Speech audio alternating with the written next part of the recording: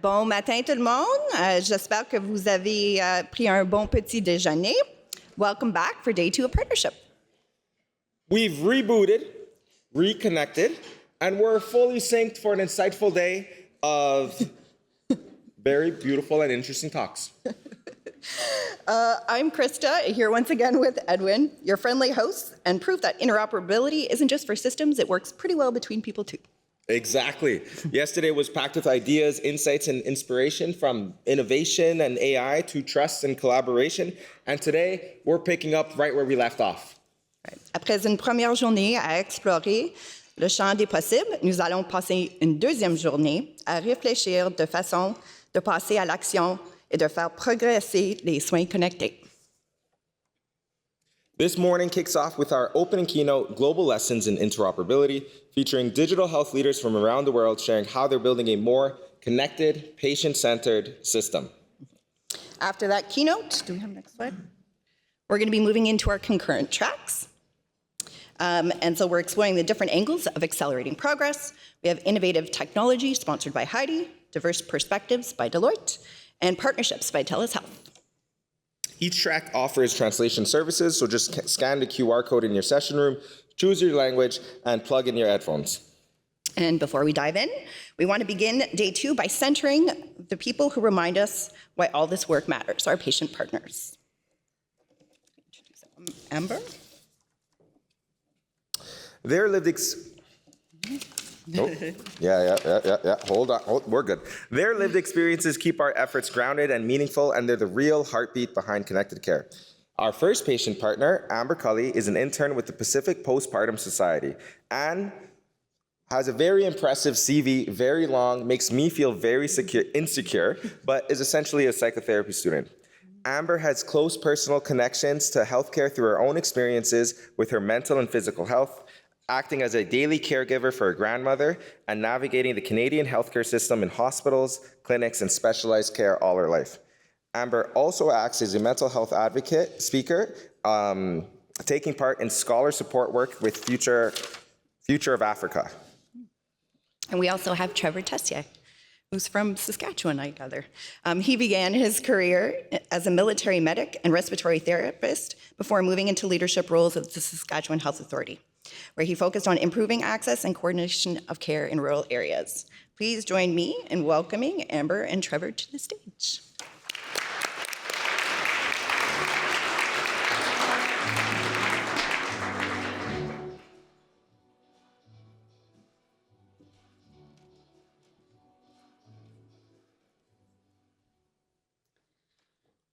Tonche Bumeting Gidish.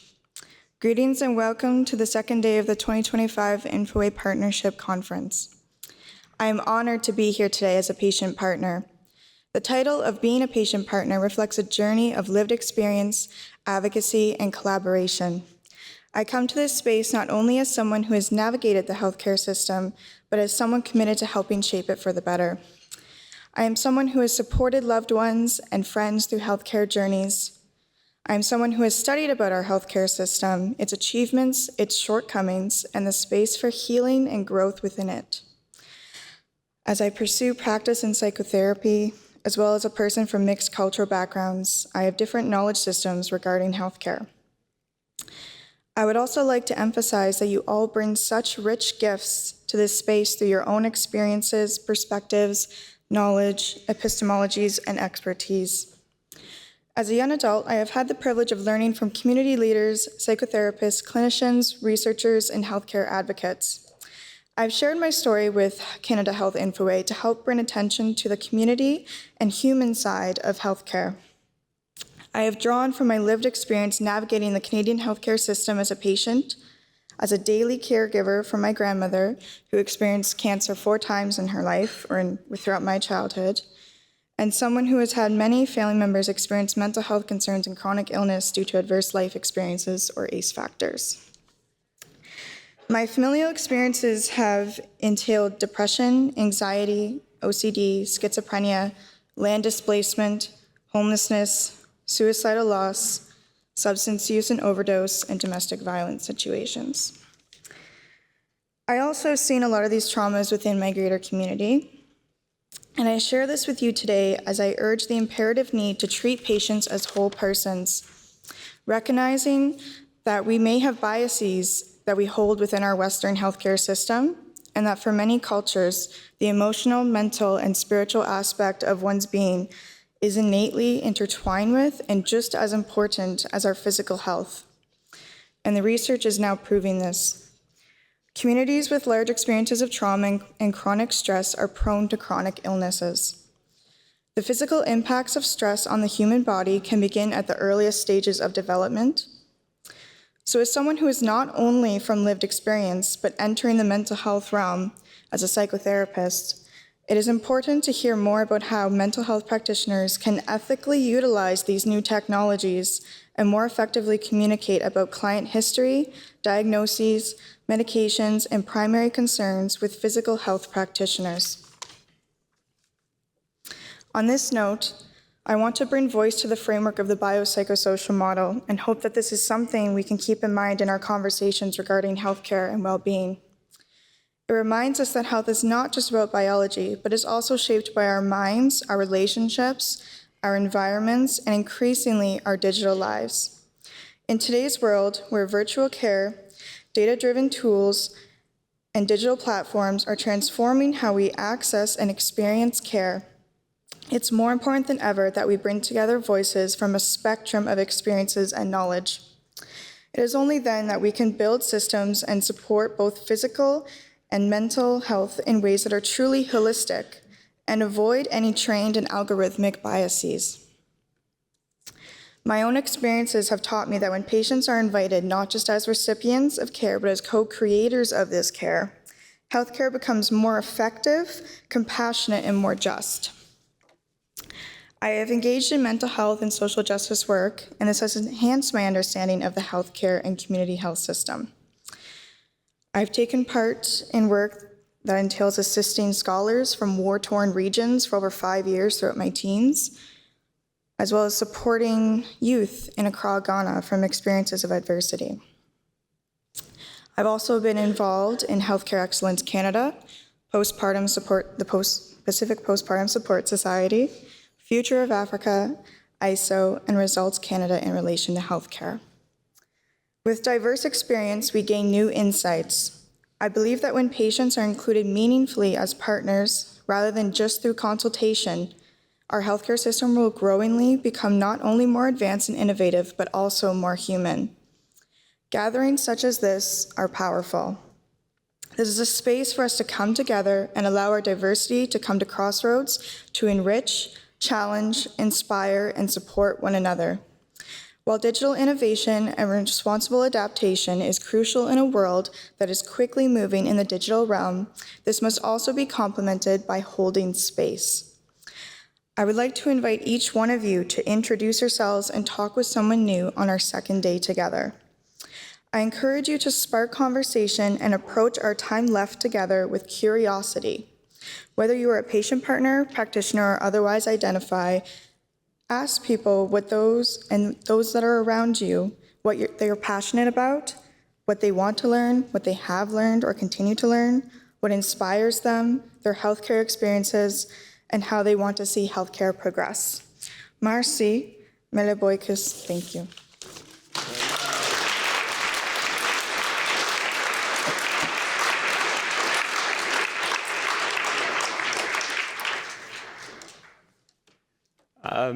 I'm Trevor Tessier here, and I'm from Saskatchewan. I think I'm one of the only 3 people here from Saskatchewan, so I just wanted to shout out first to all the Riders fans in the house, not the Alouettes fans. So any Saskatchewan people in the house? I think there's 3 of us. Hey, 4, 5, 6. We got a good number. So I just wanted to start with that because it was a great win over the Alouettes here in Quebec, eh? So I want to try something here, and I need your participation, okay? Before we start, I want everyone in this room to slow down for a moment. If you feel comfortable, close your eyes, and I have a few questions for you to reflect on. Why did you choose leadership in healthcare? Why did you stay in healthcare? Who were you trying to make things better for? And the toughest? If you had 1 year left in your leadership role, what would you change? Hold your answers, now open your eyes. For myself, that's what happened to me. Those questions faced me front and center. As what happened to me is I was leading health systems and I went through a mortality crisis. But I didn't join healthcare first by just thinking, yeah, I want to be in healthcare, or I got sick in Mexico. It was from inspiration from my grandpa. My grandpa, I went to his house when I was 17 and I was working in the oil field. And he said, Trevor, I've met lots of people in my life who worked their whole life and then they really didn't come up with much at the end. He said, you have to find something that you can devote yourself to and work throughout that. That led to a huge friendship I came up with my grandpa, living with him through his chronic conditions, right up until he passed away. That's what drives me every day in healthcare. But over the years in healthcare, my motivation has ebbed and flowed, and I don't know if there's people in this room where your motivation to continue this slog of continuing to try to push these messages forward gets tougher and tougher each year. But what made me change my perspective was in 2023. In 2023, I was as healthy as I've ever been, running ultramarathons, running Ironmans. I have a 5-year-old son, an excellent wife. Everything was great. So maybe I was starting to coast. So we planned a Mexico vacation for 4 weeks, and this was as long as we'd ever been there. But in Mexico, things were okay, actually, at the start. I was running, we were going to a quinceañera, we were partying, and everything was okay. But then what started to happen is I started to have stomach pain. I didn't know what was going on, so I decided I'll go into the doctor and see. The doctor gave me a list of scripts. They said, take these medications and see if it improves. It didn't. I got worse. I went into the hospital in the night because I couldn't hold anything in. I was sweating, my sweat smelled funny. I was wearing an adult diaper, these are the realities. I went into the hospital, they gave me IVs, and they said, take this sort of medication and you'll be better. So I take it, and I wasn't. I got worse. So I had to go into the hospital again. This time, an infectious disease doctor is looking at me and is very scared about my labs and saying, we have to admit you into this Mexico hospital, or you have to go home. And in the time, I was leading health systems. So I had direct connection with doctors and other healthcare professionals. And thankfully, my wife was a second-year nursing student, translating that Spanish information to me in English so I would have even a chance of understanding. My family doctor in Canada, he said, here's a note. Come back to Canada as soon as possible because we need you here, because if you don't, you could die. So he gave me that note. We flew back to Canada, and as soon as I was back in Canada, I was admitted into the hospital. What I had was a condition called brucellosis. Brucellosis is caused from unpasteurized milk products, and it's a toxin which can cause inflammation of the central nervous system and chronic heart conditions. So I had already been extremely sick in Mexico. I couldn't even walk to that third table over there, and I was as healthy as I've ever been before. And it was extremely scary. Then I started on ceftriaxone every night in my arm, and I had a port catheter in. And I thought this was only stuff that people experience at the end of their life, long-term chronic conditions when they start. But for me, I was 31 years old, and I was giving myself either going into the hospital for antibiotics or giving myself that. But things continue to get worse. You don't do antibiotics and expect things to go well at times. Then I got C. diff. And I always thought, man, I am healthy. I thought this was only for people who get really sick. And that's what really scared me.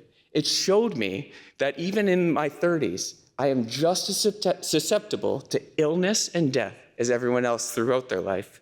And that's what really made me inspired to really push healthcare forward. So since 2023, I have been doing everything I can possibly do to improve healthcare where I stand in Saskatchewan. And I want to make an impact throughout.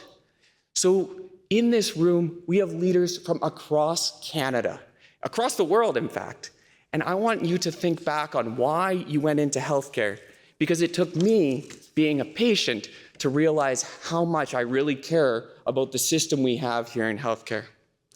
So I want to leave you with one question, not a discussion point, not a reflection, but a challenge.